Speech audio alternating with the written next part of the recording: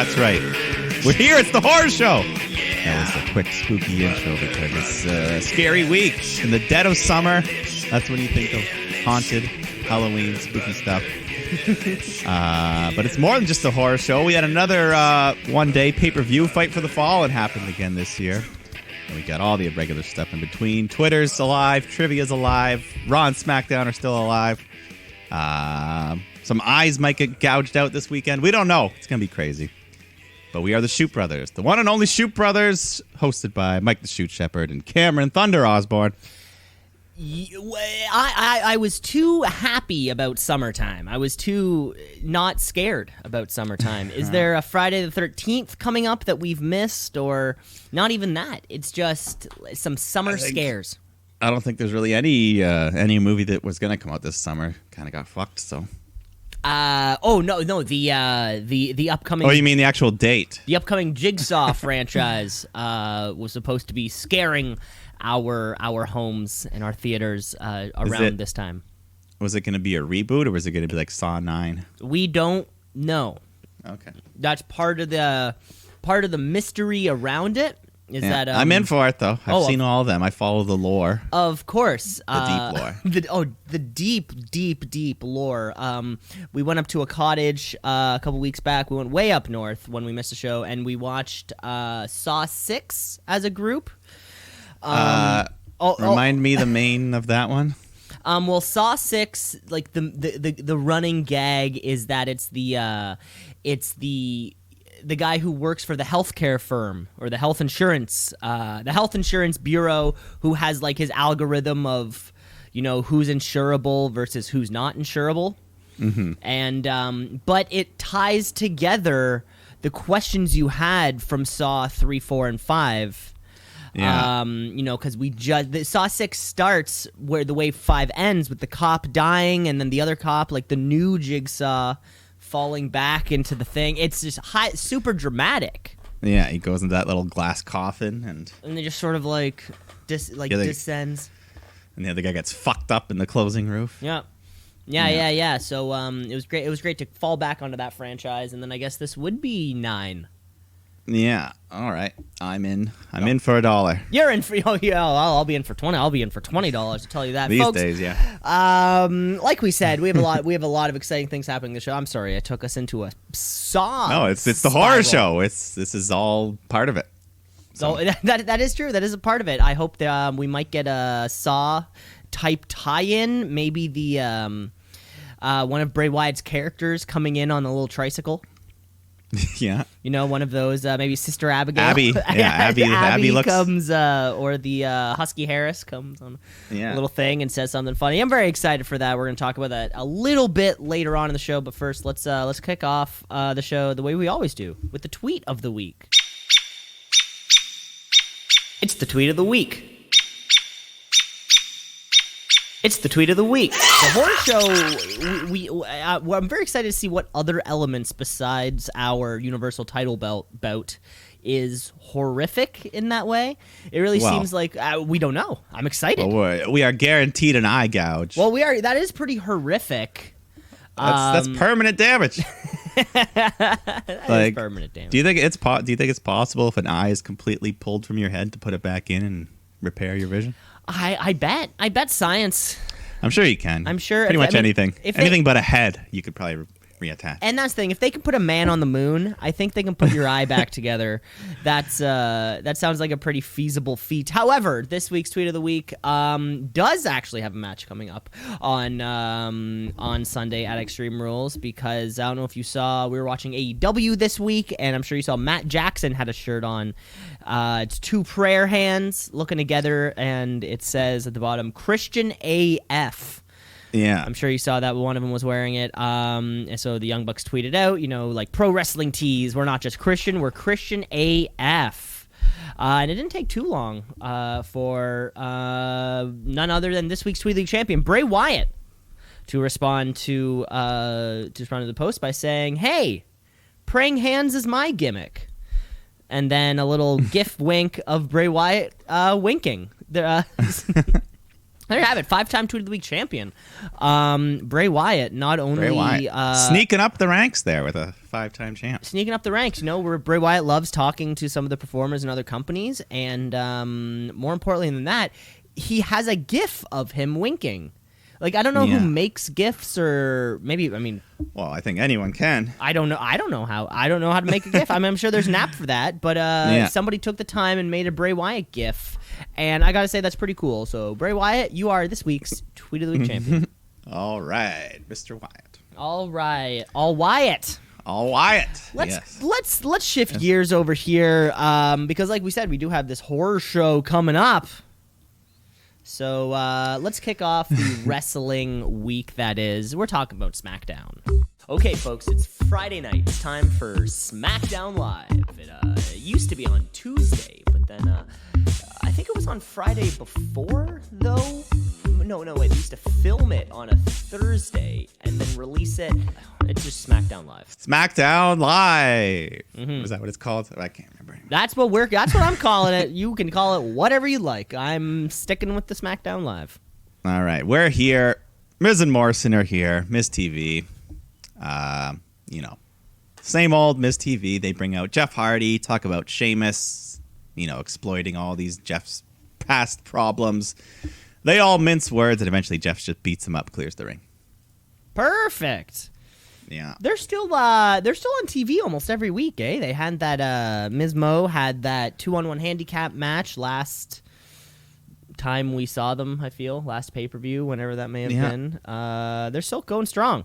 It seems they're staying relevant at least. And then we get a quick match. Jeff Hardy takes on Miz. I think the big moment was Hardy did a splash to the floor, and it looked like they didn't even catch him. But he's used to that stuff. Anyways, Hardy's winning. Sheamus pops up on the screen to taunt him some more. Miz rolls him up, but then Jeff rolls through and gets the 3 on Miz. So, I don't know. This Jeff Hardy-Sheamus feud, I don't know. And it's still going. It's still going. I don't know. It's this year's Rusev, Lashley, Lana right now. Oh, it could be that. Or this year's, what was another bad one? Roman Corbin. Oh, yeah. Why don't you just have guys fight once and then stop? Yeah. I don't know. Always needs to be a part 2. Yeah. I thought I heard somewhere on the show they're going to have a barroom brawl, Jeff and Sheamus. So maybe that's fun. That's fun. It's something. I don't know if that's supposed to be on pay-per-view or SmackDown. I didn't really hear. I was going to say, do you think they would bring the bar to the ring or film it at the bar? Because I think both could be fun. Yeah, they've done it in the past where they film on location at a bar. Oh, really? Yeah. And they just smash the place up, fuck up on the pool tables, all that. Yeah, just like it's a Western. An old shootout. Exactly. Pew! Yeah, we need the double swinging doors. Yes, yeah. Oh, of course we need saloon-style doors. But we also need Sasha and Bayley. Can't get enough of them because they're taking on Bliss Cross here in a non-title match. But still a fun little bout. Nikki Cross almost gets the win with her neck breaker, but Sasha breaks it up, takes Bliss outside, and then Bayley rolls up Nikki, puts the feet on the ropes, and gets the illegal win. The illegal win. Yeah. Gross. Well, she didn't get caught, though, so it's fair. Banks and Bayley, still hot. Still hot on the top of the division, that's for sure. Top of the world. One could argue they are top of the WWE right now.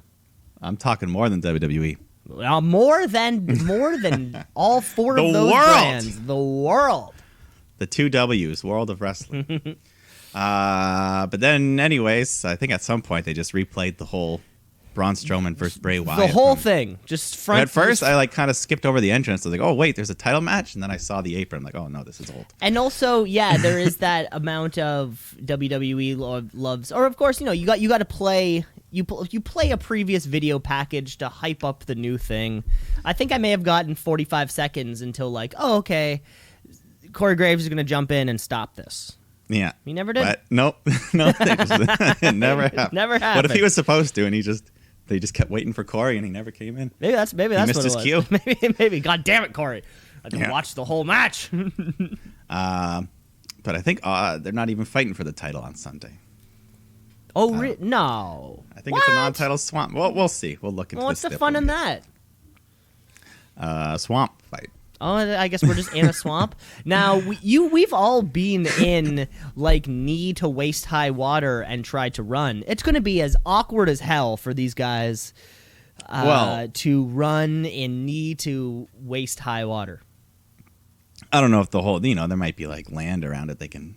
Oh, for sure, but we're getting wet. We're getting wet, baby. Okay. We're getting wet. But I was getting wet watching this next segment. The SmackDown Karaoke Showdown. It's one thing we've all been waiting for across all the brands, divisions, whatever you want to call them, promotions. Very seldomly do we find out who can actually sing. Yeah, and Jey Uso's back because poor Jimmy got hurt again, so he's had nothing to do. But now he's hosting. Jey Uso's here. And which one's married to Naomi? Not Jey. Okay, so Jimmy is the one. Okay, I'm writing that down for good now. But Jimmy. it's still family though, family Still ties. family, familia. But anyways, Jey Uso, here's the rules. 45 seconds, you must sing a WWE theme song. So first up, Lacey Evans. She sings With My Baby Tonight by Jeff Jarrett. And she does okay. Her southern twang, it suits. She does all right. Second best, I think. It fit. It fit. I also like that, first of all, the fact that they can only I like the sing lampshade dress as well. Theme songs. Like the WWE couldn't get the rights. Couldn't do anything. Just couldn't do anything else. It was like, what music do we own? Yeah. And they tried to go the royalty-free route, I'm sure. And picked like Old Lang Syne. Or like a Christmas Carol. I'm sure that they tried to think of other options for them to sing. But everything else would have been Lacey Evans singing Camptown Races. Yeah. But Lacey, I liked her with her little lampshade dress. It was nice. But then Dana Brooke, she performs Honky Tonk Man. Not really. She just kind of does a little Elvis dance, singing not that great. Uso cuts her off early. Then Tamina performs Triple H's theme, and she just kind of headbangs to Motorhead. And Uso cuts her off as well because of the dangerous Samoan headbutt she was throwing around. Got to watch out. Well, she's not the dangerous Samoan we need to be worrying about in the ring. But coming up next, Naomi. The main event, Naomi. She steps. Well, because she actually, I felt, did a good job as she sang the American Dream, Dusty Rhodes theme song, and she nailed it pretty well, I thought. She had that. I don't know. I think she actually does sing it. It seems like she's a trained performer, Maybe just possibly. a common man. And so I thought she won, and the crowd agrees. We did the whole applause for your vote. And Naomi gets the biggest reaction, so she wins. And then Lacey's upset. She loses it and says, "Oh, yeah, you go with your sister, Uso?" So they start fighting. And that leads to the match, Lacey Evans versus Naomi. Which was kind of weird. Lacey was like back to being a heel here. That was my, and I felt it like last week too, where I feel like it's not she's not building to being a heel. They were just kind of like, okay, you're a heel now. I love her either way, but she never. Yeah, seemed like she was on the rise to that. I guess before Bayley and Sasha took over, they're like, well, we don't need you to win the title now, Bayley. So or Lacey. Plans change. Anyways, they fight here. Lacey's got to fight in that dress, that lampshade. It's tough, but. Eventually Tamina and Dana are there. They jump in. There's a DQ. Everyone brawls. Yeah, nobody wins in a karaoke showdown. I think we've determined. But we'll go back to the well another time. Every year we get one dance off or like a talent show segment, and everybody they always get their one. So WWE has or SmackDown's used their one this year. Yeah, it's like the invitation, but they only get one. All right, any invitations? I don't think so on this week. I think they kind of gave up. I think they kind of dropped that after. Yeah, because they just needed an excuse to get Charlotte there for a week. I think it was Charlotte and Baron Corbin were the only two who actually used Corbin did use a brand and fight Drew. And I even created a new Excel sheet document to keep these in track, and then lo and behold, nothing. That Excel sheet got used as much as the WWE Power Rankings. What was that, from 2 years ago? Yeah. Oh, my God. Lasted about 2 weeks. But let's go to the real main event this time. We got New Day defending those SmackDown tag titles against Nakamura and Cesaro. We're always looking for these tag titles to get featured more. So, and so in a main event, nonetheless. In a main event, yeah. So good little match, but eventually it all falls apart. Everyone just starts brawling. No order, so the ref just throws it out. Throws out the match, calls for the bell. The old no contest. I'm sure this will be a match at Extreme Rules on the weekend. Also, reeks of pre-show. this just smells like pre-show action. Because you're right. It's funny. This Cesaro Nakamura team is still together despite Sami Zayn's continued absence. Yeah. Either they gotta shit or get off the pot. There, they gotta win these titles or not. Yeah, but at least a challenge for the New Day. The New Day is being directionless since they kind of got him. Long time since they got him. So yeah. And then I think at the end, Cesaro sets up a table in the ring. They put Big E on it, and then Cesaro hits a big super power bomb off the top with Kofi flying through the table through Big E. Through Big E, yeah, big spot at the end. So maybe we'll see some kind of tables match. Yeah, they can throw it on the weekend. Yeah, why not? Why not? That's horrifying. That's horror. It's horror. It's the horror. Put thumbtacks and set it on fire. Ooh. Now you're allowed to do that. You're allowed to do that on. They've done all those pay-per-views, I think. Yeah, we've seen fire. We've seen thumbtacks. Yeah, we've seen barbed wire. We've seen barbed wire thumbtacks, like little thumbtacks wrapped in barbed wire. Yeah, that'd be something. But let's just jump right on over to the Monday Night Raw. Let's get raw.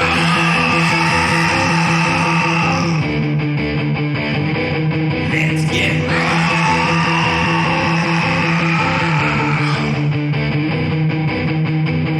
Monday Night Raw. It's like the only. That's like the Ohio State University. The most consistent, yes, always will. Is it the Ohio State University? I think Ohio. Yeah, that's whenever you're watching Monday Night Football and they do the little, where the player tells you what school they're from and what their name is. They say the Ohio Anytime State. it's Ohio State, every player will say the Ohio State. Is there a second university just called Ohio State? Yeah, I wonder if there's another one that's like, Ohio and then Ohio State. Yeah. That's where they say I don't know. Ohio State. But anyways, MVP's here in the ring for his VIP lounge and brings out Mr. Dolph Ziggler for his guest, and they just kind of chit-chat about the upcoming title match against Drew and the history of the two of them, and eventually McIntyre just comes down, gives Dolph a piece of his mind verbally and literally as he clocks Dolph and leaves him laying out. Laid That was out. your hype. Could have seen this Still coming. don't know I think at one point in the VIP lounge, we also do find out that because this will be a championship match on the weekend, but we find out that Drew McIntyre won't know the stipulation until Sunday. Yeah, I think. Yeah, last week Ziggler said. That was a last week thing. Okay, that was just something that I remember. They reaffirmed it. They reaffirmed it. So who knows what it could be? It could be this seems like it's going to be a greasy handicap match. See, this is where he should say, "This is if your name's Dolph Ziggler, you win match." Hey, if your name's Dolph Ziggler, you have to be given the title for nothing. Yeah. Yeah. But I don't know. Maybe there's a big sheet of matches, and they say, no, you got to pick from one of these 50. Oh, yeah. Maybe it's going to be a wheel type situation. I don't know. We'll see. That's another part of the intrigue. A lot of mystery to this horror show. A lot of mystery to this greasy horror show. Then we get Andrade and Angel Garza taking on the Viking Raiders. I think it was an elimination match. Didn't really matter. It was a tag team elimination match. Or does that mean that it would have been like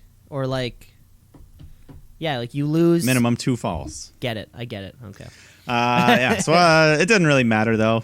Some guys get eliminated, some guys didn't. But the Vagabonds end up working together in the end, and they put the foot on the ropes for each other. And eventually Garza hits this big sit-out powerbomb on Ivar and gets the 3 count.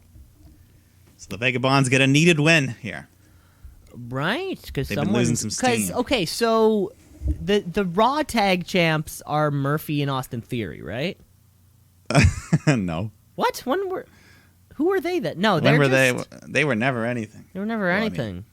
It's still the Street Profits. Yeah. Okay. No, well, I'm just genuinely curious. Sometimes sometimes we go some amount of time without seeing anybody. So, Vagabonds. I don't know, 3-way or triple threat match. Yeah, I don't know. I guess against Murphy and Theory apparently as well. Throw them in there. Pre-show, fatal 4-way tag. Elimination. I don't know. I'm just booking. I don't know. But Ruby Riot's backstage getting interviewed when the Iconics approach, and they just start making fun of her. And, they both beat her the past few weeks, and Liv Morgan's nowhere near and doesn't want to be your friend. And then finally, Bianca Belair shows up. So fucking sweet baby Jesus. I've been waiting months, and she's finally back. So here she is. That leads to a tag match. Iconics taking on Ruby and Belair. And, they just let Belair look dominant here. She throws the bitches around, hits the KOD, and gets her team the easy win. The easy win. I guess the only question for you, Mike, going forward is this: Bianca Belair is now called up and in a thing, or because I guess that's the scary part of somebody you like seeing them on a Monday or Friday, is that there's always the risk that it was like a one-off. Well, yeah, I assumed she was called up when she showed up that one day, like 2 months ago. But, I guess now she teams up with Ruby for a little bit. It should be permanent. But, is Liv Morgan hurt or something, or they just said she wasn't showing up? I think she's just, she just doesn't want to be Ruby's friend right now. Okay. I couldn't remember. Yeah. But, she's another one. Hopefully they'll all be around more. But then we go backstage to Zawa's trying to roll up Truth for that 24/7 title, but he kicks out. So Akira calls in the Ninja Clan, which has been missing the big ninja the past few weeks. Yeah, where's he been? He was, I feel like, the coolest part.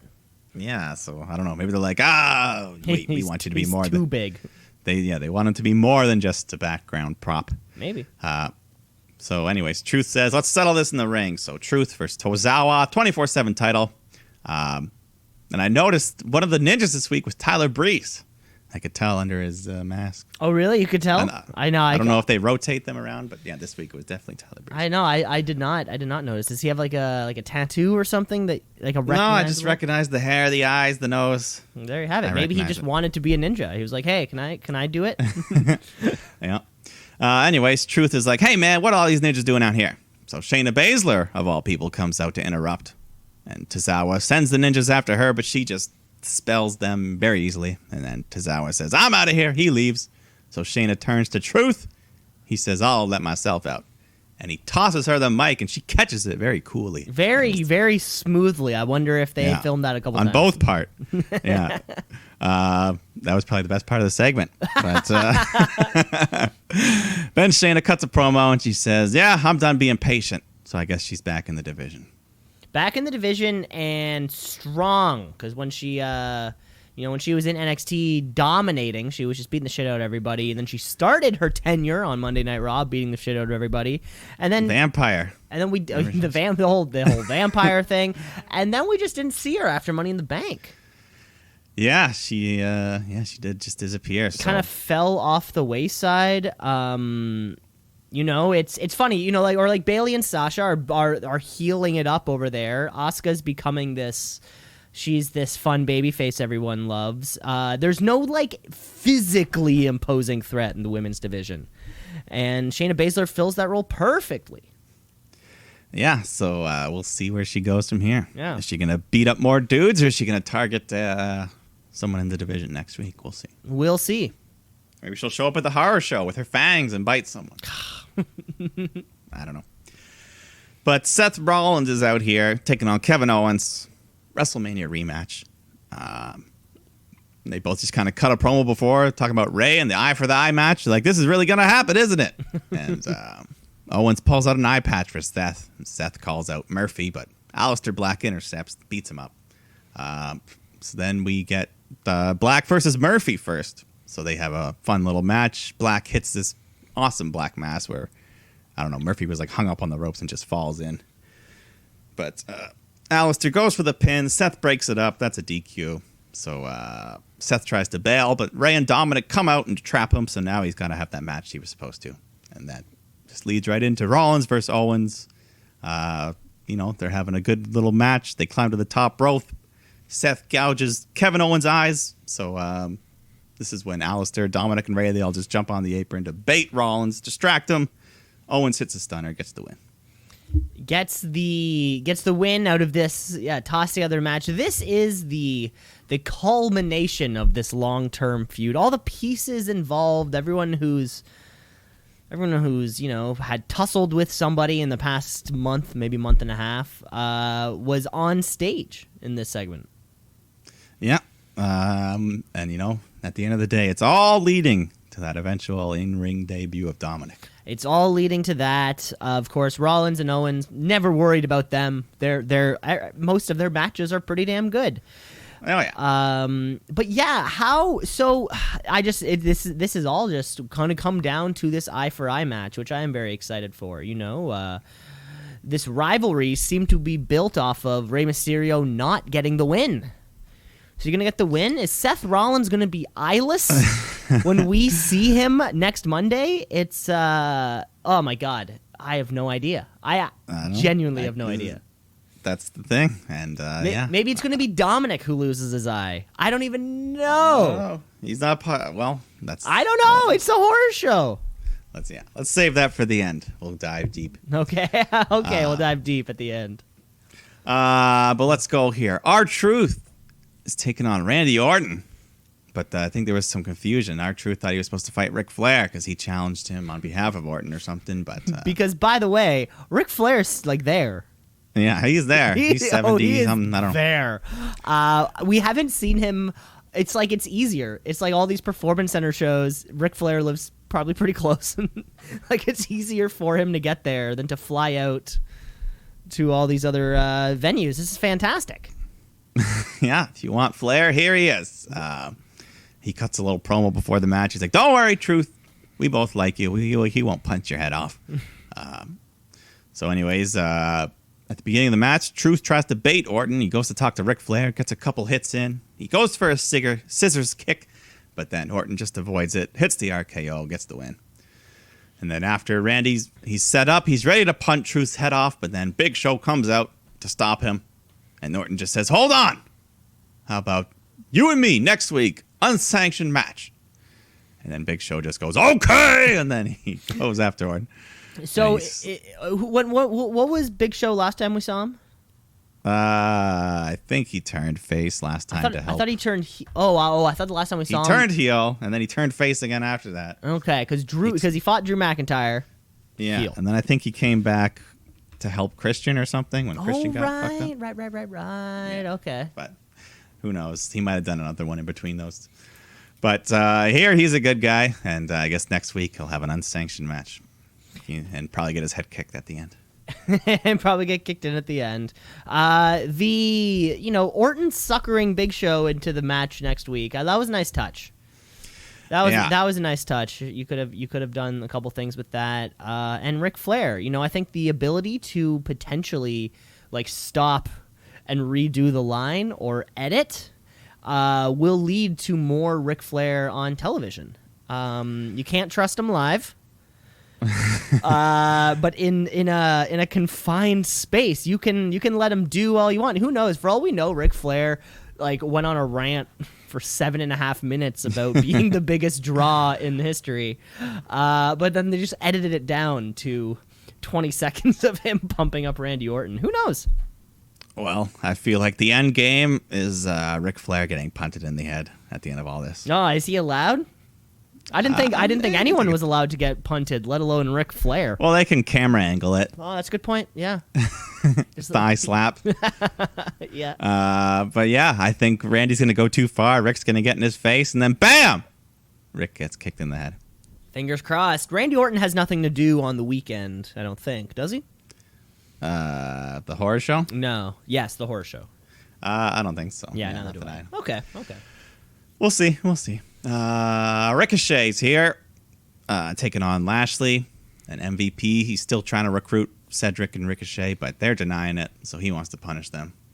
So Lashley just kind of beats him around a while. Ricochet tries to fight back, but he gets caught in that full Nelson and taps out quick. So, they're putting over that submission even more. Yeah, that he's been doing it. I mean, I guess his previous finisher was just the spear or whatever it was. No, they called themselves something. Ricochet and Cedric? No, sorry, MVP. Oh. MVP and Lashley. They called them. I could have swore they gave themselves a stable name. They might. I didn't pay enough attention. They may have. Folks, listen up for that one because I think I'm not crazy No, and I it was one of those believe things, you know, where you just kind of hear it. You're like, did they say that? But I don't think I care was enough it, to rewind. It was when he was something something. Wasn't he was trying to recruit them? He was like, hey, you should join us. I think it was kind of like that. Like that. And MVP. Sorry, we got him twice. This week. Yeah, and he's still carrying around his that U.S. title that he doesn't properly own it. That he does not have, technically. Anyways, let's go to the main event.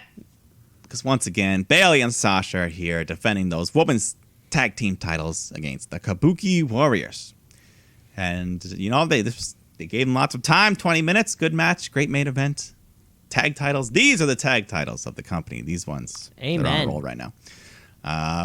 Yeah, you know, I feel like we haven't seen Kairi wrestle this long in a long time. She looked great. Not since the head gouging incident. The TLC, yes. And speaking of which, we haven't seen Nia Jax for a while either. Yeah, thankfully. Oh. And Charlotte Flair, did you hear more? She kind of confirmed why she's out, and she'll be out for a little while. What's happening to Charlotte Flair?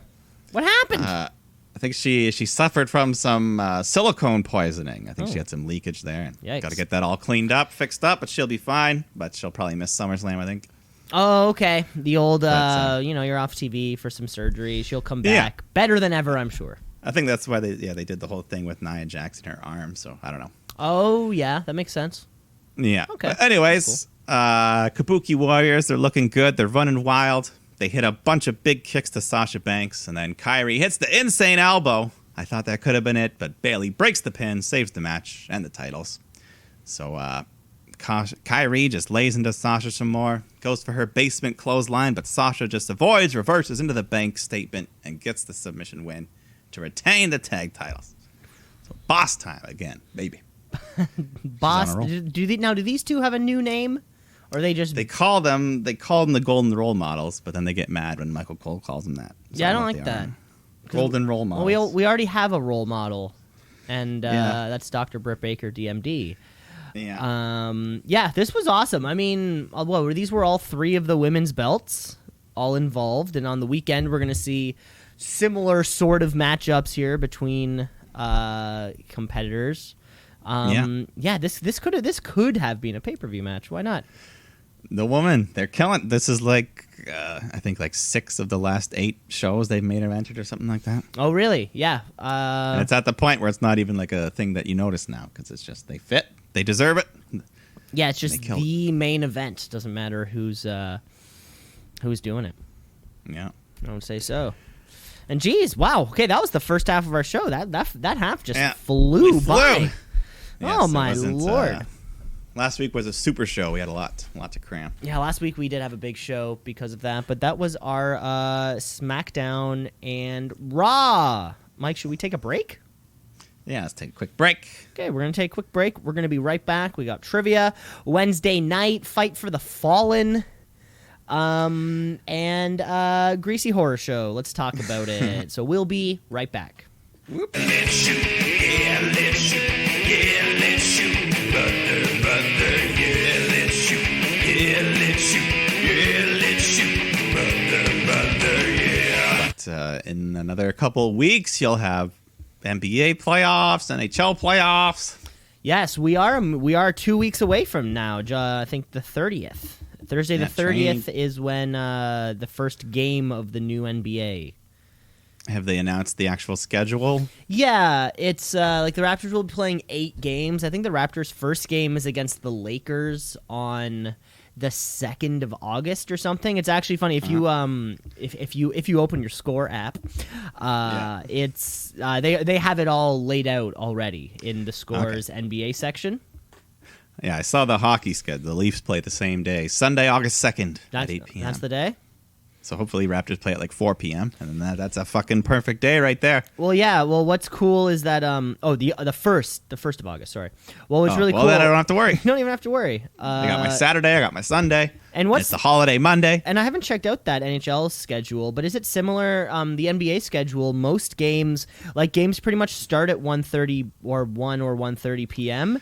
and will go all the way until the last game starts at 9. They'll play 4 games a day or 5 games a day. Just Yeah, so for hockey, they play at 12 p.m., 4 p.m., and 8 p.m., and then they do that on each coast, so there's like a 2-hour gap, so there's like games starting at 12, 2, 4, 6, 8, so like games all day, Oh, okay, that's cool. depending on what time zone you're in, so. Yeah, the NBA schedule is favored for the West Coast teams to play later on in the evening because of the markets.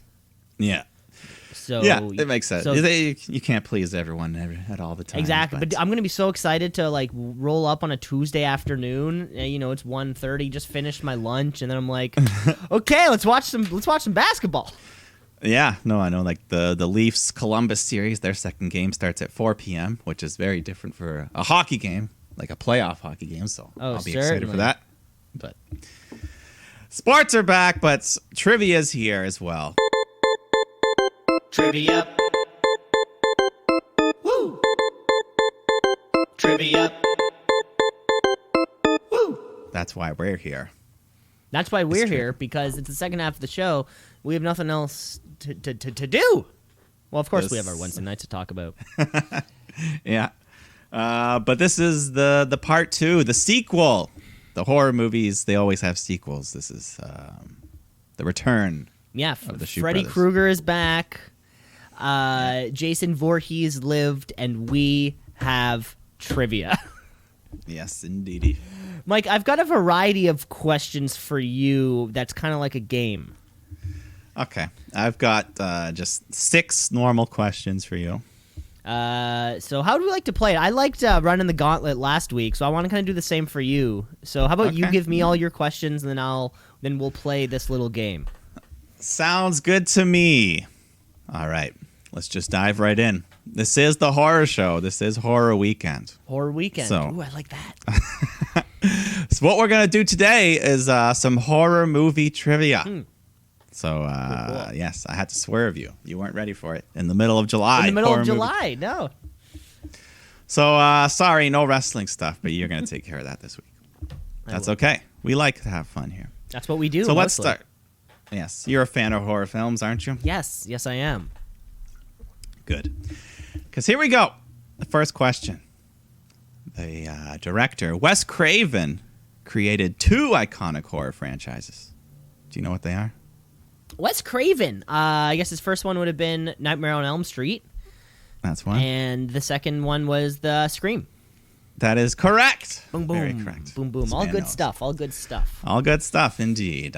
Let's follow right up with that. Of course, I'm sure everyone knows the villain from Nightmare on Elm Street, Freddy Krueger. But can you tell us the name of the villain in Scream? I'm trying to remember how Scream 1 even goes, because it's the brother and somebody and the Yeah, and it's, the it's boyfriend, more- I think. Yeah, just think of like the costume, the character, the face. That has a specific name. Nothing to do with the man under the mask. or Yeah, whoever I would played. kind of say like the Scream mask, but it's something like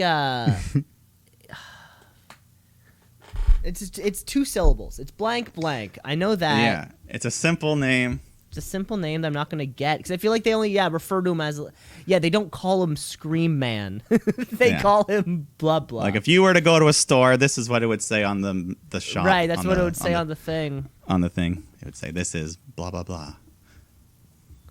You know what? I don't know. Nothing's coming to me. It's too. I can picture it. Bah, bah. If you were to describe the face, what would you?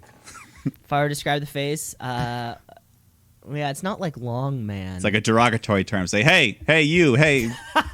What would you say? Rude. Yeah. Like, hey, okay, what is he? He's kind of black. He's like nondescript. he only has a head. Maybe it's something like Scream Head, or White Head. No. Ew. Yeah. Yeah. It's something like that. I Yeah, know I'm it is something circling like it. that. You. I give up. I gotta give up. All right. It is Ghostface. Ghost face. See? Yeah.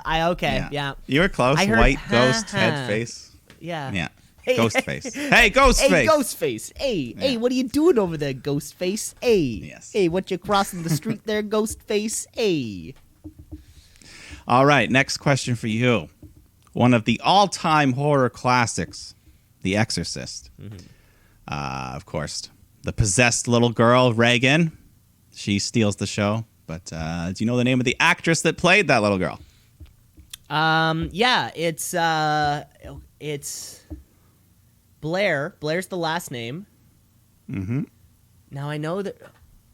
Is Selma Blair a person? That sounds like it's a person, but I feel like it could be a different actress. Blair. Hannah Blair. A Blair. B. You're on the trail. G-H-I-J.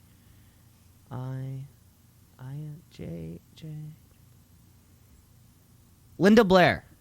Linda Blair. Linda Blair. I was gonna get it.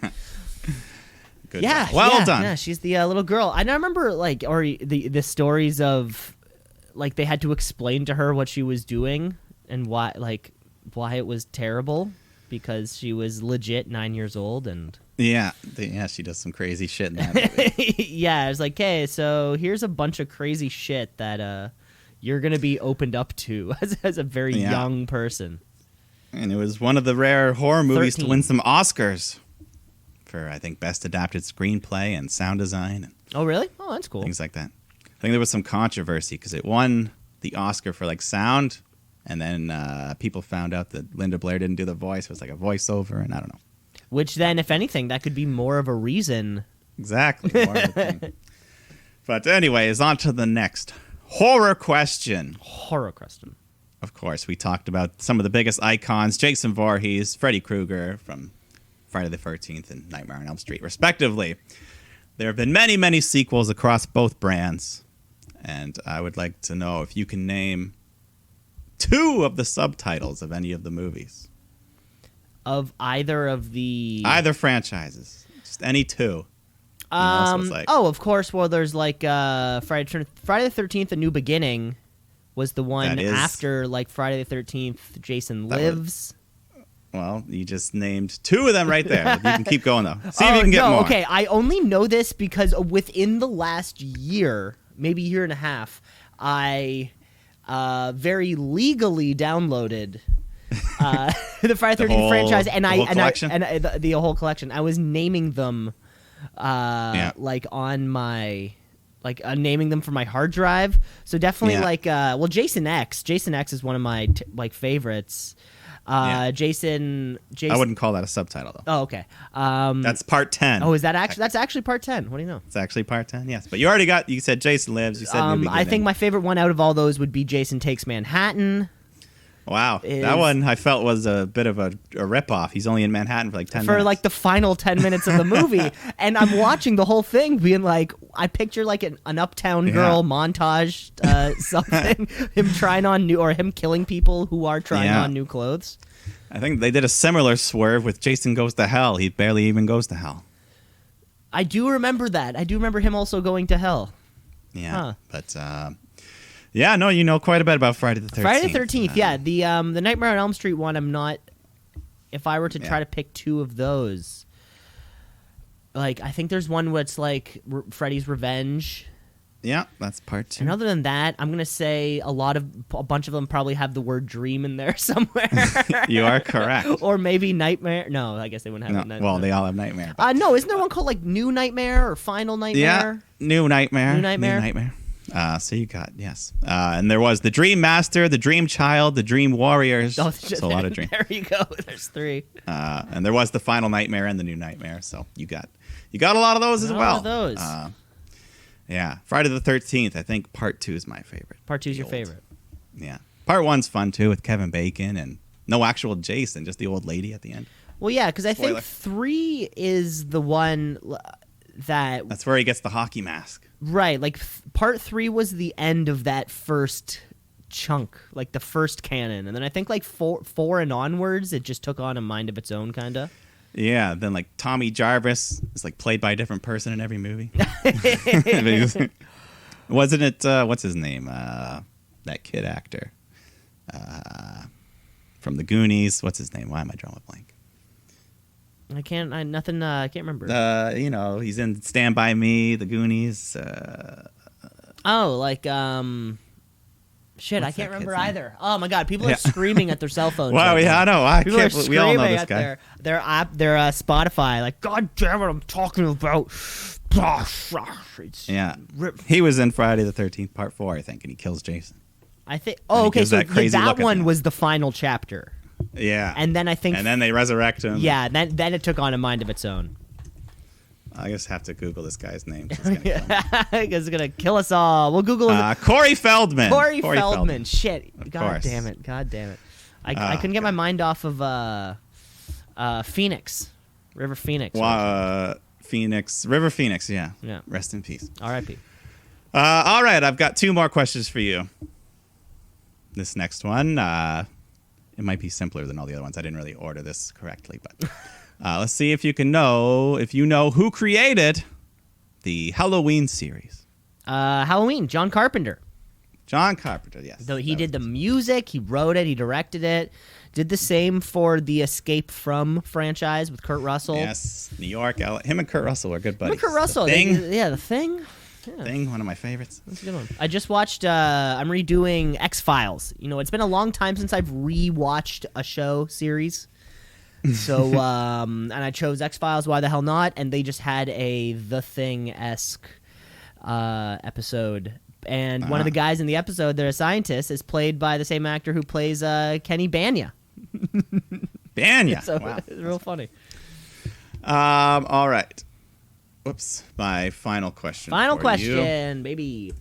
Horror related. Let's see if you can name 7 films adapted from a Stephen King work. Okay, cool. Any 7. Any 7. So I guess It. Yes. The Shinin. The Shinin. Shin. Yeah. Pet Cemetery.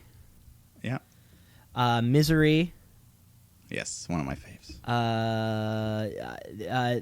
The Dark Tower. Yeah. Was that 5? I know there has to be like an obvious one I'm missing. Oh, Carrie. Yeah. Carrie.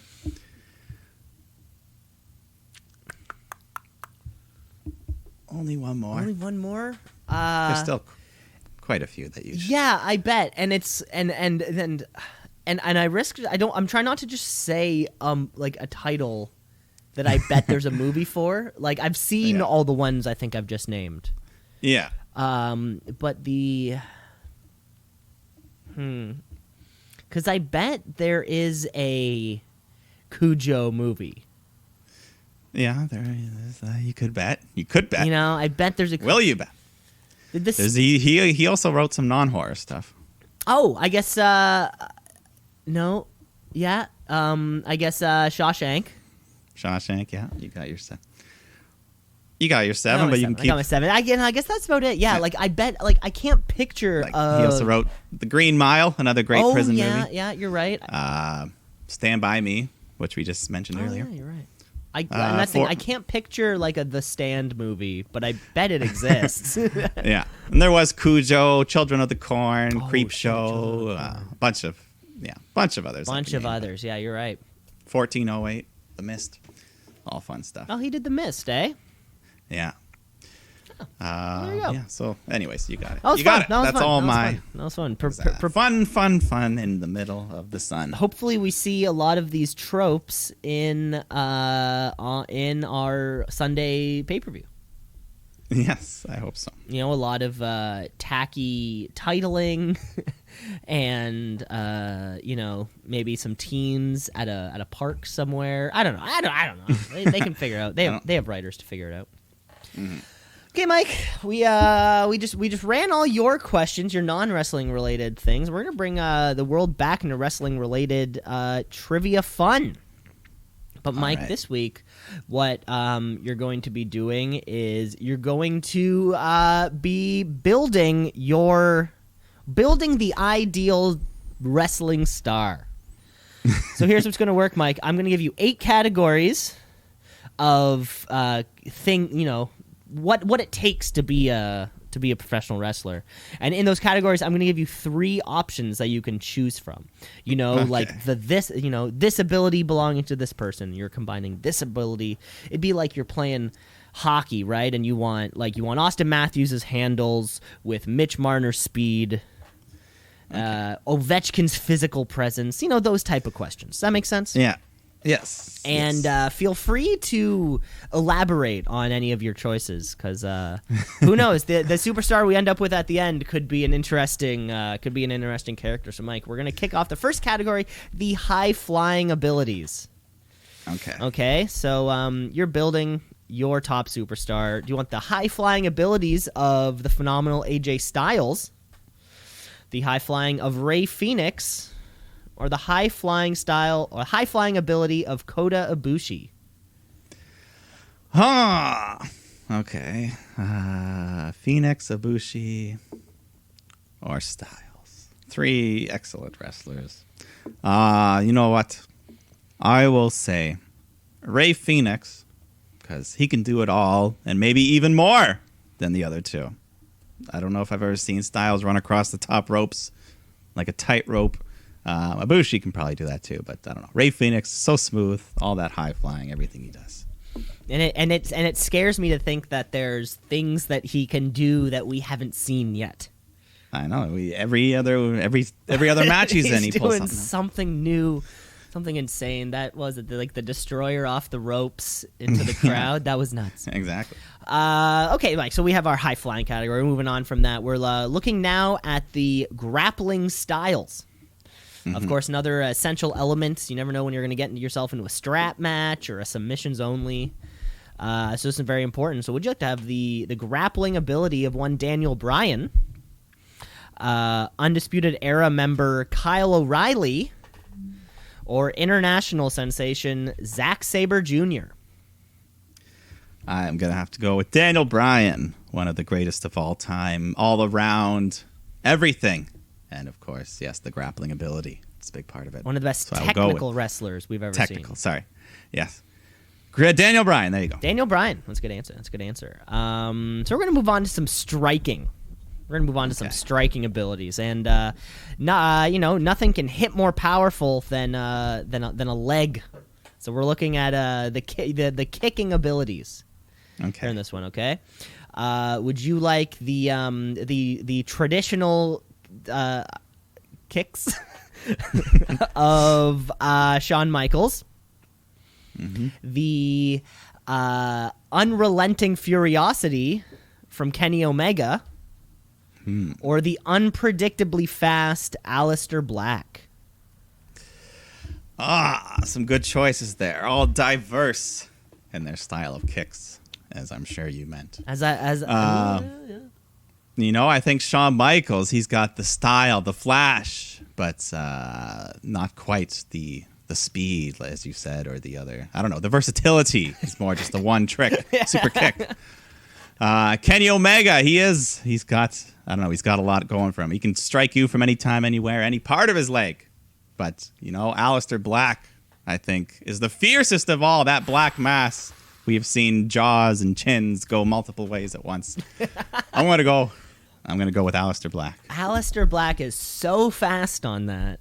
So fast on that kick from anywhere, any place. He can pull it out of nowhere. Okay, Mike, so we just talked about lower body power. So we got to start talking about upper body power.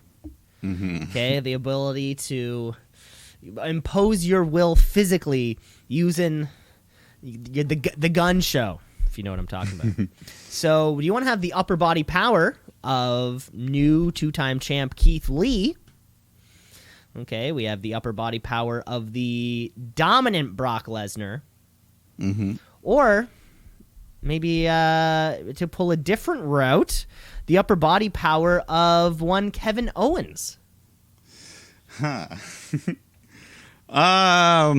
think I'm going to have to, Kevin Owens is a strong man, but I don't think he quite has the strength of a Lesnar or Keith Lee, maybe. And Lesnar's got the vanity. He's probably got the best looking upper body. But I also believe he's the strongest, so I'm going to go with Brock Lesnar, the legitimate former heavyweight champion of the world, of the ultimate fighting world. Yes. And if he did that, that's got to mean something. They got it twice, actually. Man. Okay, Mike, finally, our final of the physical attributes that we're looking for here is something that's going to happen at bouts like Extreme Rules. We have TLC, Hell in a Cell. There is a certain amount of weapon use brutality that can be inflicted upon somebody. So, Mike, you're picking your top weapon uses. Does that make sense? Yeah. Okay, that makes sense. Okay, so are you building your superstar to use weapons like Jon Moxley, to use weapons from heights like Jeff Hardy, or just to inflict as most damage as you can like Tommaso Ciampa?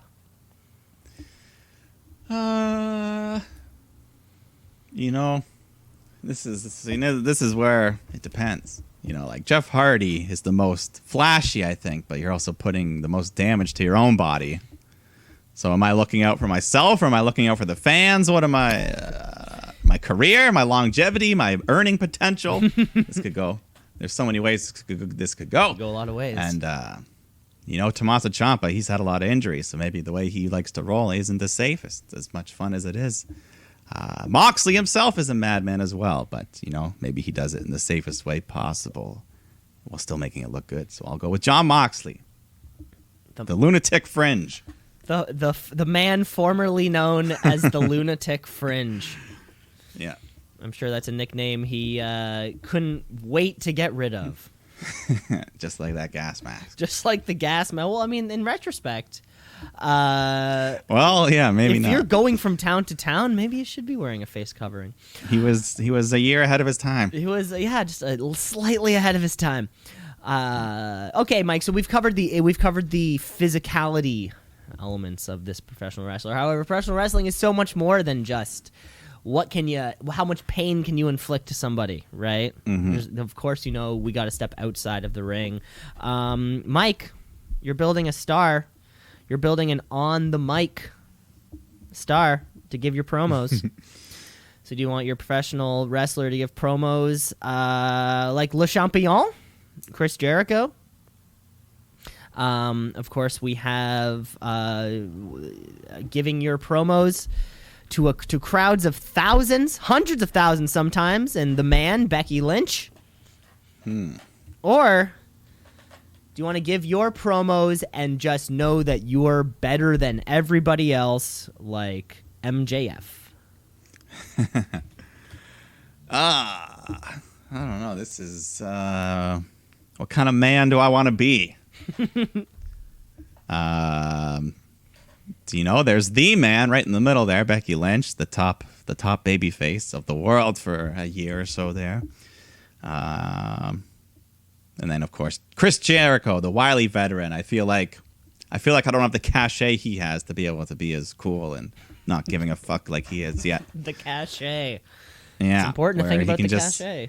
Where he can get anything over. The bubbly, the bat, Le Champion. I don't think people wouldn't accept it as easily from me yet. He's gotten way too many things over than he should have. He got a pad of paper or a clipboard over. Yeah, a clipboard.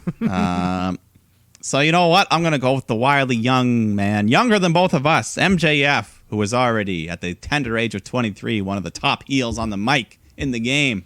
And he can only grow from there. So the earning potential, wow. Earning potential, wow. On that mic. Yeah, you're right. And he's hot. He's hot in the mic every single, he's never going to turn face.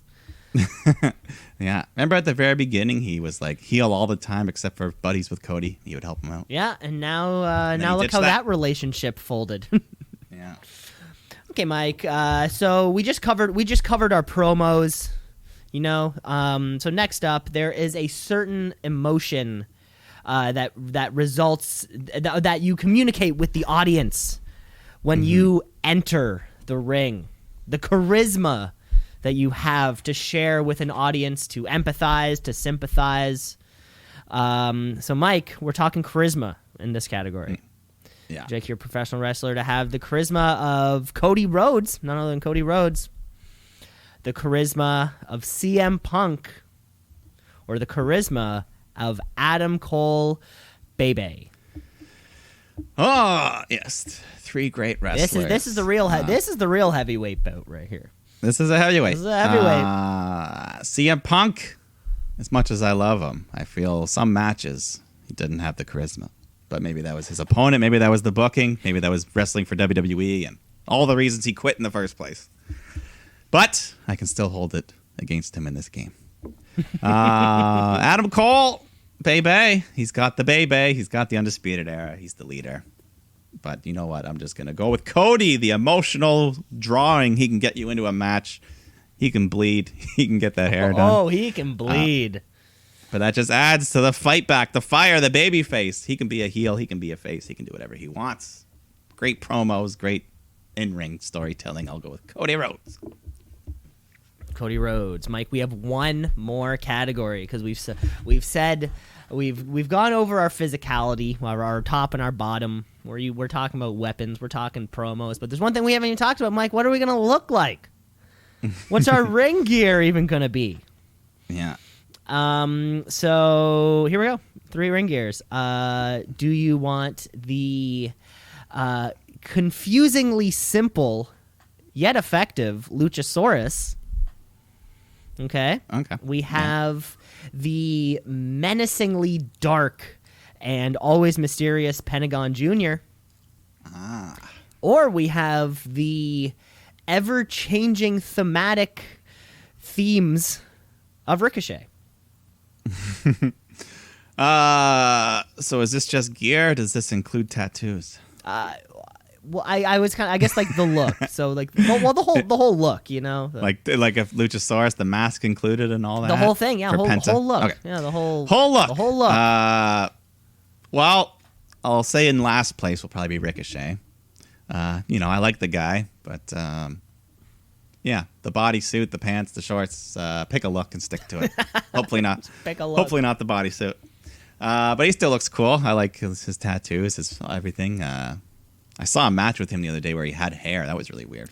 Where he has like a little bit of hair. It's like an inch. No, he even had more than a little bit. Oh, really? He had like my length hair. Really? I gotta see that. It was really. But you're in last place, so it's really between Penta and Luchasaurus. 2 very cool, 2 masked men. Luchasaurus, I like his tattoos. Got lots of cool tattoos. Mm-hmm. But overall, I think I prefer the look of Pentagon. Just the cool-ass motherfucker. The mask with the face paint. When you do both, you're extra cool. So I'll go with Pentagon.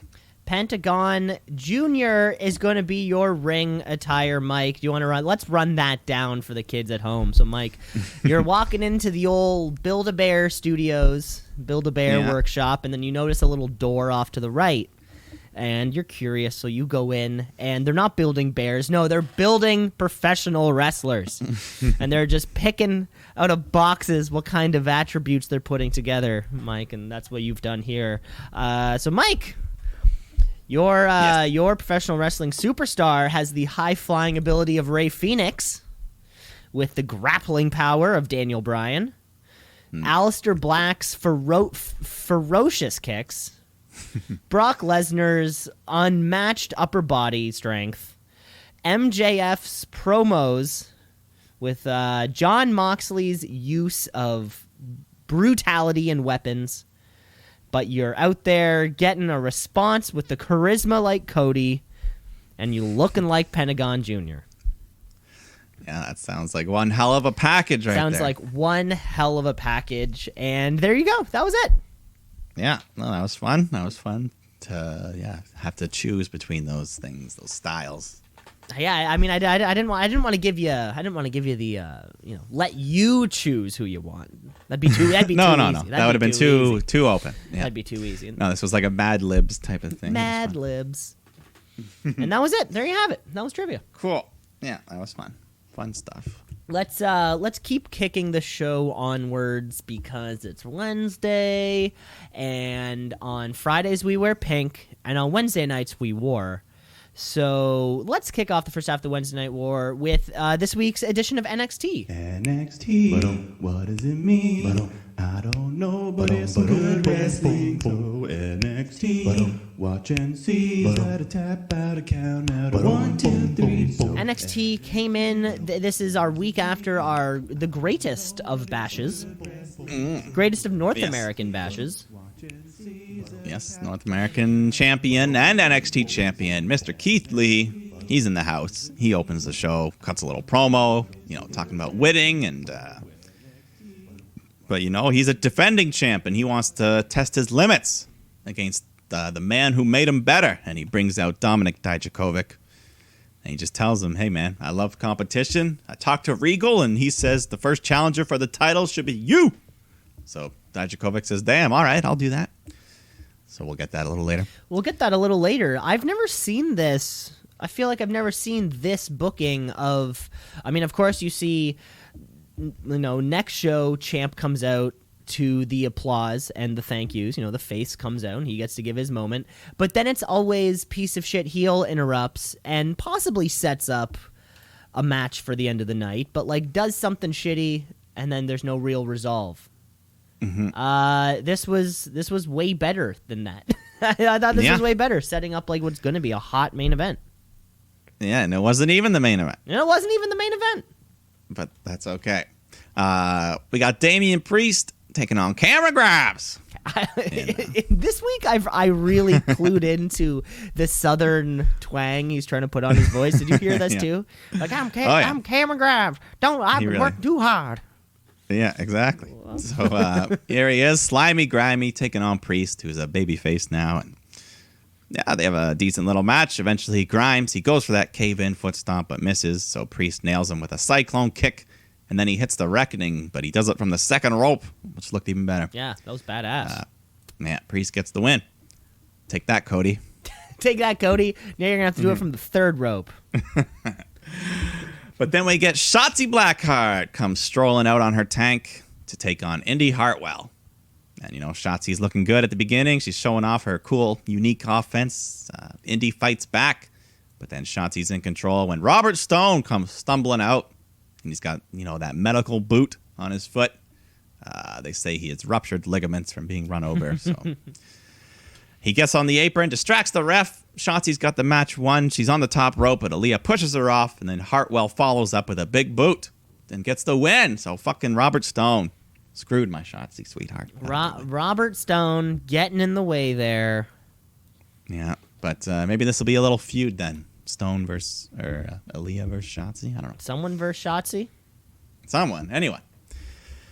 Then we got a little video of Santos Escobar and his cartel. They're just kind of sitting at home, drinking, talking about Drake Maverick and stuff. So. Talking about him crying on YouTube. There was he did say at one point, he's like, he only has a job because he cried on YouTube. And I thought to myself, that might be too real. I don't actually know. We don't know the answer. We'll never know. We will never know. But let's go. We got the double championship match, NXT North American title. Keith Lee versus Dijakovic, right in the middle of the show. Damn, bang smack in the middle. We didn't know. Yeah, they couldn't take the main event. That was already promised last week. It was already promised last week. Io Shirai, Tegan Nox. Yeah, but, these two men, they put on a good show, as they always do. Maybe not quite as spectacular as their other matches, but it was still fun. Eventually, Lee hits the Big Bang Catastrophe, gets the win, retains the titles. And so him, Dijakovic, they kind of embrace after the match, but then the lights shut out. Scarlett comes strolling down the ramp. She holds up this little sack, and then she dumps it out, revealing the broken hourglass that Lee had smashed a few weeks ago. And then Scarlett just kind of stares daggers at Lee and walks off. That was the hourglass once meant for Adam Cole. I mean, I guess it's not meant for Adam Cole. It's meant for the holder of, presumably, the NXT championship. Yeah, so and then right after that, backstage, Dijakovic is being interviewed, and then... he says Karrion Kross says no Keith Lee, and then the man himself, Kross, shows up wearing a suit, which looked kind of weird. Remember what I said? There's him with a suit. And then I don't like. Weird. I don't like it. It's two different people. Yeah, he doesn't. It doesn't suit the character. He's, I don't know. He's supposed to be menacing, so he beats him up. Menacing people don't wear suits. That's just simple thug math. Yeah. So I don't know. I'm still halfway on Kross. I like Scarlett a lot more than I like Kross right now.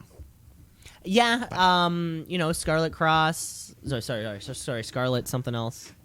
It's not I think Scarlet. just Scarlet, isn't it? Is it just Scarlet? Okay, I thought she think had it's a. just I Scarlet. thought she had a second part on her don't know, name. maybe. But yeah, it seems clear that Karrion Kross is coming for that WWE championship, or sorry, wow, NXT championship. Yeah, so I don't know. We'll see in the meantime. Mm-hmm. But Timothy Thatcher is taking on Denzel Desjardins. And just some more good old mat wrestling. Thatcher continues his dominant ways. He ends up getting a single leg takedown into a leg lock and just gets the submission win. Quick sub And then- win. Quick sub. He's every week he's winning something in a little different way. I like it. Mm-hmm. And then after he keeps on punishing Denzel, so One Lorcan comes out to make the save.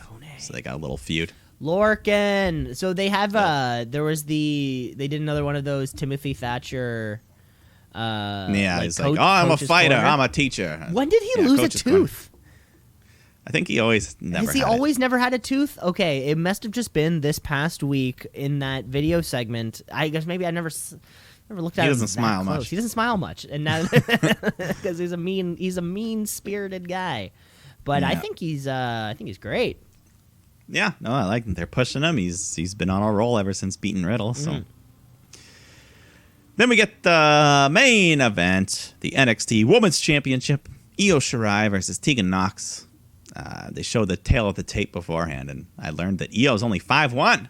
Damn, That's I knew she was short, but that's tiny. I think a lot of things. Yeah, who knows? I mean, all the women. I think probably the large, like 6 feet is probably like the tallest woman, but Yeah. doesn't matter. They know how to go.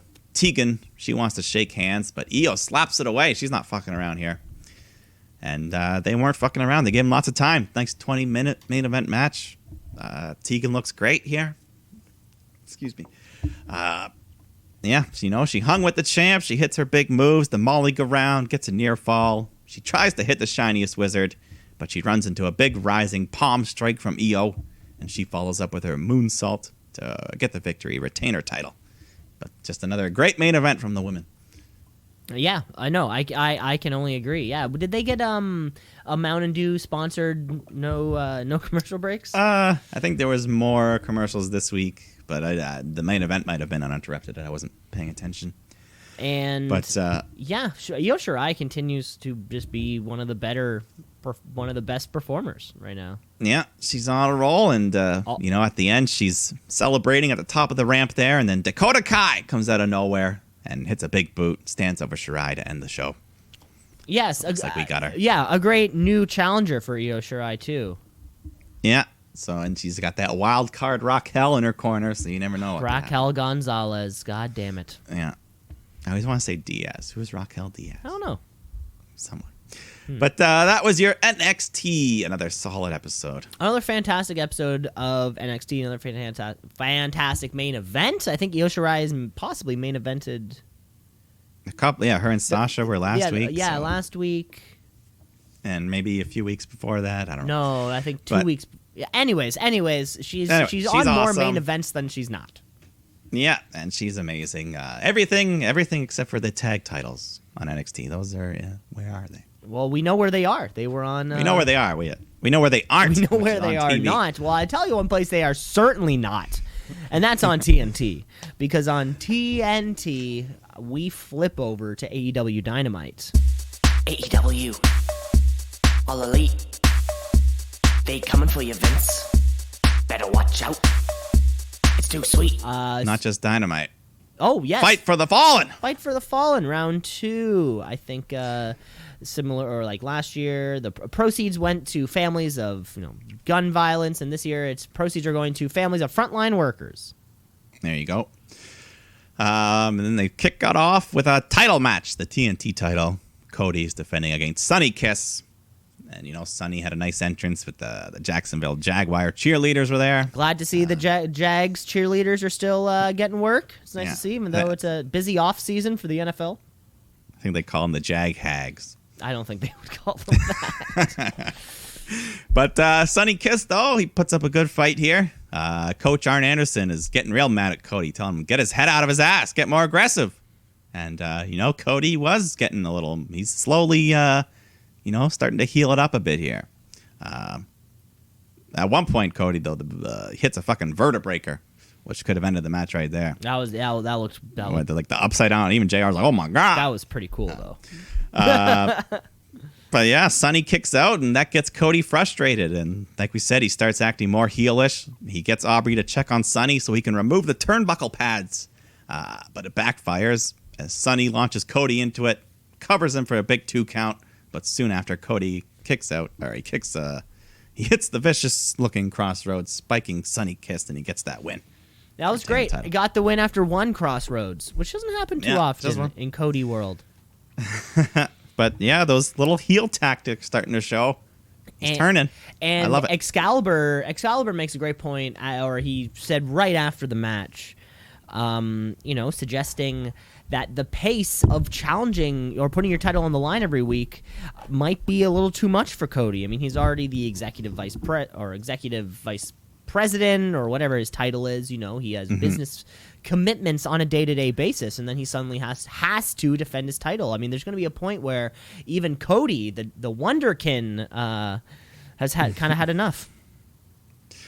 Well, we'll see. But I like it. I like the direction he's going. Yes. Yeah. Me too. Because it's fun. Yeah. Let's go to some tag team wrestling. FTR taking on the Lucha Brothers. And, just some more good tag team action like we saw from them last week in that 8-man. But, yeah, just good competitive back and forth. It eventually comes down to Dax and Ray Phoenix in the ring when Dax just rips off Ray's mask, catches him in an inside cradle for the very heel victory. Boo. Yeah. Boo. Not Excalibur mentions that would be a DQ automatically in Mexico. Oh, DQ. You know what? And it's not quite the tag classic we could have gotten or certainly have gotten from AEW before, but the better match could be in the future. Yeah, they saved a little something there for who knows, maybe All Out or whatever. But they got an angle here. Once you snatch a mask, you've started something, but then there is a little bit of tomfoolery after the match when I think Butcher and Blade come rolling up in the in FTR's truck, stolen truck, and then they're kind of gloating or whatever it is, and Young Bucks right behind them wearing their Christian AF shirts, by the way. Yeah, They get the old super kick. Of course, the boys come down to the ring. Kenny Omega hits the ring too, and he's got a cooler with him. Got a cooler with some beers. Yeah. And he hands them out to FTR, and Kenny himself even grabs them. He's like, okay, I'll do one cheers. And I don't know if you saw it was a Japanese beer. Like there was Japanese writing on the side of the can. I thought it was a Miller Lite that they just scribbled on. Oh, really? Okay, well, I saw the light in black marker written over it. Oh, really? Maybe they wrote in Japanese. I don't know. But anyways, they all grab a beer, they toast, and then FTR pour the beers right on Kenny's head. The disrespect. Disrespectful. See, I said Kenny was disrespectful last week, and he was, but this was worse. This was certainly worse. Because they wasted 2 beers, not 1. That's why I'm upset. That's why you're upset. But Omega is pissed, and he has a right, and he gets restrained. So, yeah, FTR, full on heels now. At first they were being nice, but now they're fucking around with everybody. Yes, and this no doubt puts them on an all-out collision course. Down eventually August? Sometime, yeah. But the champion, Chris Jericho, comes out next with the Inner Circle, cuts a promo on Orange Cassidy, and talks about the ratings war, and then Chris Jericho has to explain how more viewers don't matter. It's the demo. The 1849 demo. I don't know. I thought that part. Who cares? Yeah, well, and that was a huge part of this a huge part of this promo was built around these rating things. It feels like why are they being so self-defensive? Yeah, I think it didn't need to. Yeah, it comes off a little. I don't know. It didn't even need to be acknowledged. Exactly. It didn't need to be acknowledged. It's like, and it's also kind of like that, I don't know, weird way of, the demo thing's weird. It's like, we less viewers, but the demo. Yeah, exactly. But actually, it's because the demo. And you're like, what? No, you lost. But then he gets to the real business. He talks about Orange Cassidy and, OC wants a rematch and everyone wants to see it, but nope, not going to happen. So Cassidy shows up in the crowd, crowd chants, "You scared?" at Jericho, but Jericho just continues his promo and says, "Yeah, hey, you did, you did great. You showed you can go, but you got a bad attitude. You lazy. You're a sloth. There will never be a rematch." So Jericho just calls him a piece of shit, and Orange Cassidy gives his little thumbs up, twists it to the thumbs down, and then orange juice falls from the heavens, just soaking the inner circle completely. Ortiz is flopping like a fish out of water. He just falls down immediately and starts like a turtle on his back. Yeah, he's flopping around, and Jericho's screaming. That $7,000 white jacket has been ruined. And then he says, "Throw me a towel."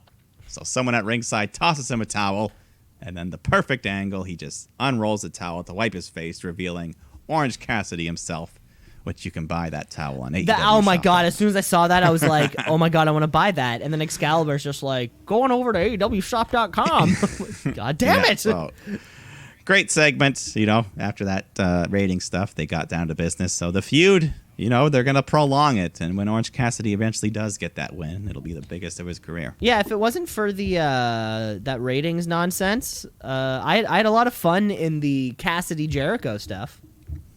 Yeah, it was fun. We got the orange juice from the roof. It's it's a thing we've seen 100 times in wrestling, but makes sense for the character.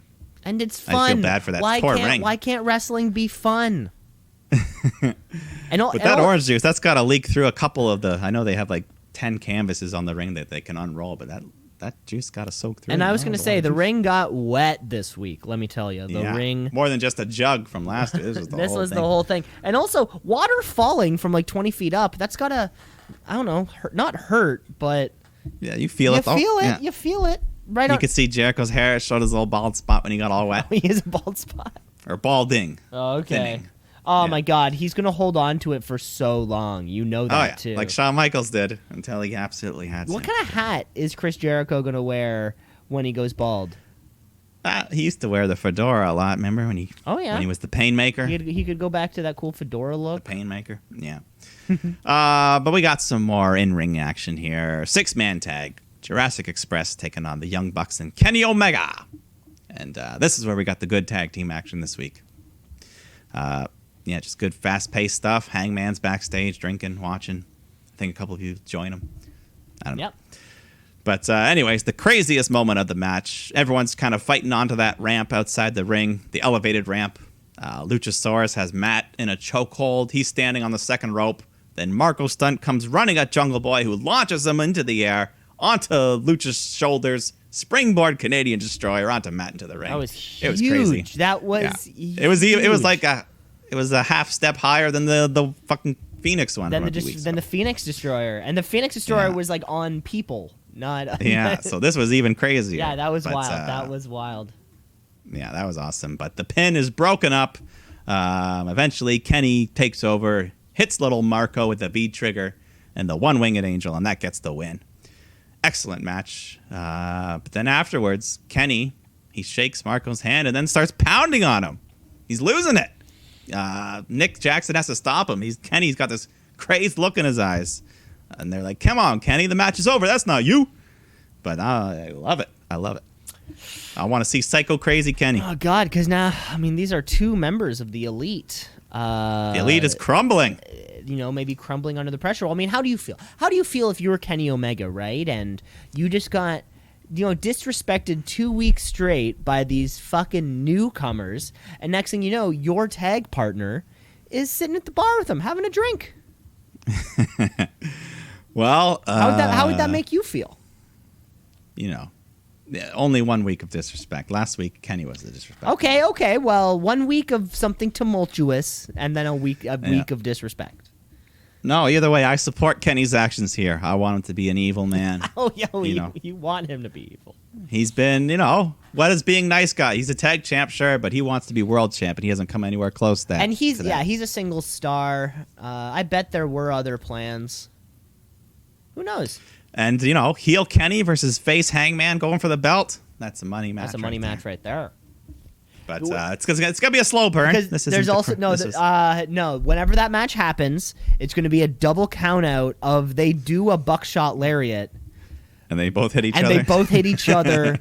and then they're down. And the crowd goes, "Holy shit!" That's as the ref kind of like counts everyone out because Aubrey Edwards counts everyone has down. to be no match.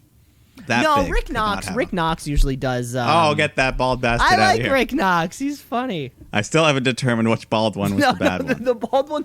That's not the one who missed the Neville spot or the Pac spot. Yeah. That's not Rick Knox. It's the that's the You other confirmed? guy. You confirmed? It has been confirmed. Okay, Yeah. I'll believe you. Glad we got that settled. But yeah, you're right. That's the match for All Out, or I don't know, anywhere down the line, but they got to drop those tag titles first. good point. So, but we go to some women's tag action. We got Brandy Rhodes and Allie, who are now the Nightmare Sisters, teaming up to take on Kenzie Page and MJ Jenkins. And, Brandy and Allie at first are kind of just trying to steal the spotlight from each other. But Allie ends up hitting a reverse DDT with a little elbow drop thing. Gets the win.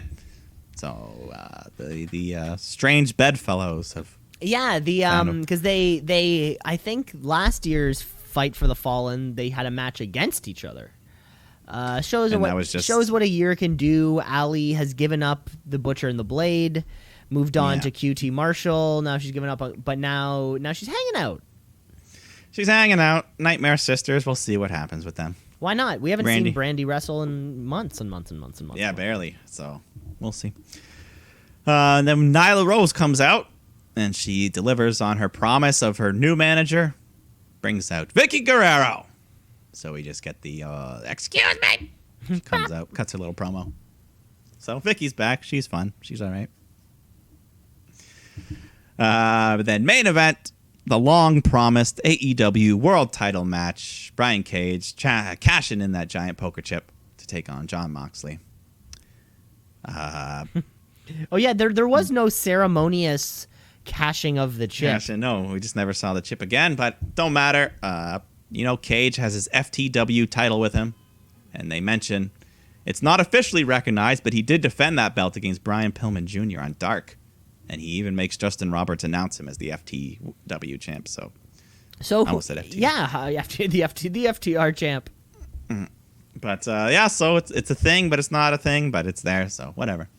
But yeah, we finally got to see Brian Cage wrestle more than a few minutes, and both men, they just come out swinging. They fight up the ramp into the crowd. We get a bunch of slams into barricades, suplexes. I think at one point Mox is just suplexed onto a seated chair, and that thing just crumbles. That thing just crumbles, and Chris Jericho makes a point of Chris Jericho is really going behind Moxley on this one. Oh yeah, when he went into He shows up on commentary. Yeah, Chris Jericho was on commentary after the orange juice incident. Soaked in orange juice, and Jim Ross like, "You stink!" But And orange juice doesn't even smell bad. But he was really putting Moxley over this week. Yeah, no, Jericho continues to be great on that commentary table. But back in the ring, Cage, he's in control. He goes for that drill claw, but Moxley reverses it into a cross arm breaker. He's got Cage lock in the surgically repaired arm. The commentary did a great job of explaining. Brian Cage, but he won't tap out. But Taz doesn't want his career to be ruined, so he throws a towel in, ending the match, saving his client's arm. Moxley retains. But then after the match, Brian Cage is angry. He nails Moxley with the FTW title and then just hammers away on him until the lights go out, which we haven't had that spot in a while. No, And you're then- right. It's been a while. They come back on, and Darby Allin's here. He's returned, and he just jumps off the top rope, nails Cage with the skateboard to the head, and then officials just kind of break everyone up to close the show. As soon as the lights went off, my mind was thinking of everybody who was a victim of the releasing. And like, oh my God, who could it be? What could be? Like, my mind is going through this Rolodex of fired former professional wrestlers. It ended up being Darby Allin's return after Brian Cage. He just killed him. Double or nothing. Yeah, this was the fun booking decision, right? Brian Cage didn't actually lose, or Taz sacrificing the battle to win the war. Yeah, and will that cause some beef between them, or will Cage understand? We'll see. See how they follow up from here. And Darby Allin, is he allies with Moxley, or does he just hate Cage? Who knows? Who knows? I mean, the little guy, big guy thing is always cool, Yeah. right? Not like Cage's beard isn't cool, though. I don't like Yeah, it was a pointy weird triangle one. thing. Yeah. Just like a triangle, just pointing And I've out. seen a few. I mean, I've seen a bunch of videos of him where he seems to do that with his facial hair. It's different, kind of all He the just time. yeah, I mean, do what you got to do. Do what you want.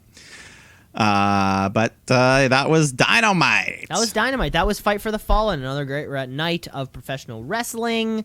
Some fantastic tag action and some turn teases from a couple of our favorite members of the Elite. And that was the Wednesday Night War, and that's almost the end of the show. Almost The end of the show. But we've got the horror show at Extreme Rules coming up. So let's give a quick little rundown of that. Give us the card there, Mike. We've only got 6 official matches announced. But like we said earlier, they can add those tag title matches or something pre-show. But anyways, for now, we've got Apollo Crews taking on MVP for the United States title. And, I could see MVP just winning this so he could wear that title for real. So he can move. So he can move it over to Lashley. Some kind of maybe recruit more people. Like, hey, we've got the U.S. title over here. Come join whatever my new stable's called. Yeah, so we'll see. We didn't even see Apollo Crews this week, so who knows? You're right. Maybe not a We good did sign not. for him. No, that's not. That is not a good sign. When you're not on the go home show and you have a match on the show. Yeah. But then we got Bayley defending her SmackDown Women's Championship against Nikki Cross, who, won that match, number 1 contender a little while ago, but don't think she's going to win the title here. I don't think so. However, I do think that the other half of this match is the one we're going to have to pay attention to. The other women's title match? Other women's title match. Yes. Well, let's talk about that then. Asuka defending against Sasha Banks for the Raw Women's Championship. This one, I would love to see Sasha win, and we can have double belts for a little bit for both of them. For both of them? Asuka's been great. I love Asuka, but, I love Sasha. She's the greatest women's wrestler in the world. However, in the... yes, you're right. However, in the continued interest to break up teams way too early, there's going to be a show where these two are going to have to stop being friends. It's going to have to happen. It could be this one. It might not be this one. Could be. She could try to help Sasha and end up costing her. Bayley tries to help Sasha, cost her, and then all Sasha has to do is try to help Bayley and then lose to Nikki. It's all so there. I'm very much looking forward to both of these matches. I mean, Asuka versus Sasha could potentially main event. That could be the main event of the show. Potentially. But let's go. We got a cinematic match. Braun Strowman versus Bray Wyatt in a Wyatt Swamp fight. And it does not say for the title. So I'm standing by that non-title match. For a non-title match, okay, so we're going to stand by that, which sucks. So we could get it means Bray could win, and it doesn't really do much. I think that's, probably what they want to do. Now, my question is, where is Eric Rowan? He was released. Now, I would love to see if they got him, give him $1,000 for a day of filming. And they could, like when Heath Slater came back last week. Kind of like that. Yeah, maybe if a chance Eric Rowan could be the difference maker in this swamp match. We don't really know what we're going to get. I hope there's a few scenes of them having to run / walk in water that's kind of like mid-calf or like knee up.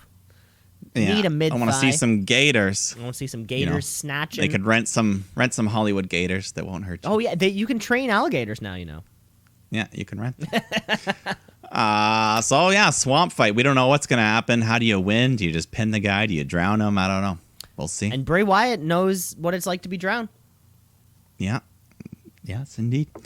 Then we got Drew McIntyre defending his WWE Championship against Dolph Ziggler in a TBD match. So we'll see.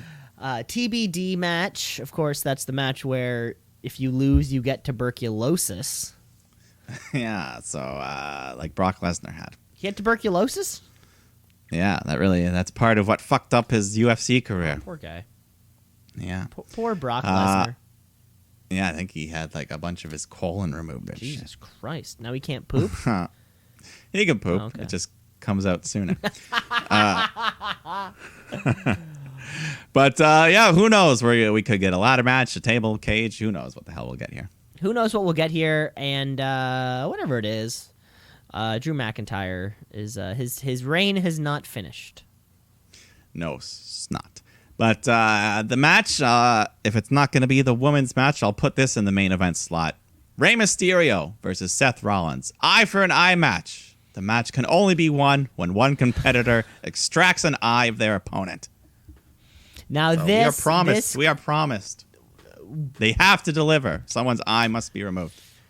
This could be anything. It could be anything. This could Yes, be I want anything. it to be. This could be, yeah, like we may have posited earlier. Dominic getting his eye ripped out. For all we know, Murphy and Austin Theory, something creepy, weird's going to happen to them. I wonder if there's going to be a tool set around, because certainly you would need tools to remove somebody's eye. Like an ice cream scoop. Maybe those tools will come into play later on. We'll see blood in other forms, right? Where do you take out an eye at a doctor's office? Are we setting this in a creepy doctor's office with like rusty? I don't know. It's gotta be some sort of cinematic. But it's a match still. Like, is it gonna be in a ring? This match. It is gonna be like a This movie. match has the most potential for me to just be something I've never seen before. Crazy. Yeah, an eye removed. It's got to be at an end. Live Like on just crazy television. camera angles, just screaming. The eye comes out, blood shooting everywhere. Like, will this person have to wear an eye patch for the rest of their time? Presumably, until we start incorporating bionic humans into kayfabe. I think this is what we're doing. Yeah. Either way, the world will be tuning in to find out how they're gonna pull this one off. And I can't wait. I hope either way. I hope whatever happens, I'm just satisfied. Yeah. All eyes will be watching this one. Did you write that one down? That's no. thought of it. Or is that the tagline on the poster? It's a shoot. It's a shoot. No, the tagline is the horror show live Sunday. No, that's a bad tagline. But that's it. You know, it's still SmackDown to come. They could add more matches, but that's all we know about. That's all we know about. Like you said, we'll probably get a pre-show tag thing, or maybe a karaoke battle again, just with the same. Sing the Monster Mash. Exactly. One does Monster Mash. One does Addams Family. One does like Phantom of the Opera. We could get that for all we know. But either way, I cannot wait for this year's Extreme Rules. And that's about it, Mike. You know what we should finish off the show with? Crowning a champion. Crowning a double champion sometimes. We're talking about the wrestler. Sometimes. We're talking about the wrestler of the week. It's the wrestler of the week, of the week. The wrestler of the week, of the week, of the week. The wrestler of the week, of the week, of the week. The wrestler of the week, of the week, of the week. The wrestler of the week. Yes, indeedy. Mike, I'm gonna toss this one your way first. All right. Well, this person, they've been in contention for this title almost every week. And I think I've given it to them some points. But they are on a roll. They are one of the best wrestlers in the world right now. The boss, Sasha Banks, is kicking ass every day, every night, main eventing. And, looking forward to that match with Asuka. Sasha Banks, yeah, you're right. We were talking about this earlier on. Top heel, top performer in the world, possibly. Mm-hmm. And it's great that she's had this opportunity to be in a championship spotlight, because for so long she just was not. No, she came back. She had that awesome Hell in a Cell match with Becky where she could have captured it there. But Damn. now she's on a new roll, new year. The blue hair, she's ready to roll. New year, new me. Exactly. Mike, I'm hopping over to the other brand for this week's Wrestler of the Week because, well, not only we had matches, we had storylines, we had anger, and for that reason, I gotta say, and like we just said, the tumultuous relationship, which is my Wrestler of the Week, the Elite. Something's going on there. The Elite. Something's going on there. You know what? Something's going on. The tag teams aren't as happy as they could be. Seems as though the single stars are not as happy as they could be. Why? I thought everyone was supposed to be happy. That's why we came to AEW, was to be happy. But shit's going places. The Elite, you're the Wrestler of the Week. There you go. There you go. And here we are. Thanks for listening to the show, folks. Remember to rate, review, like, and subscribe because the podcast is everywhere. It keeps going everywhere. You're going to want to come back next week because we do have the Extreme Rules to talk about. And, of course, the week that just keeps moving on. Yeah, there's also apparently this Saturday, I think, is Impact Slammiversary. And there's been lots of teases of returns, released wrestlers, things like that. Oh, so of course. You're going to want who to keep your eyes close because I'm sure many of the victims of the releasing. Was that a Stephen King book? The release. It's probably something close. I'm sure a lot of them will be showing up, or a few of them, or maybe none of them. We're going to show up to the Who knows? anniversary. Gallows, Anderson, Heath Slater. We'll see. The Canellises, The Canellis. the Canelli. You never know. So we're going to want to keep our ears to the ground for that one. Hey. Hey, Mike. Okay, that's all the showtime that we have for you this week, folks. Mike, anything else you got to say? No, that's it. That's it. Enjoy the horror show. Enjoy the horror show, folks. Okay, bye.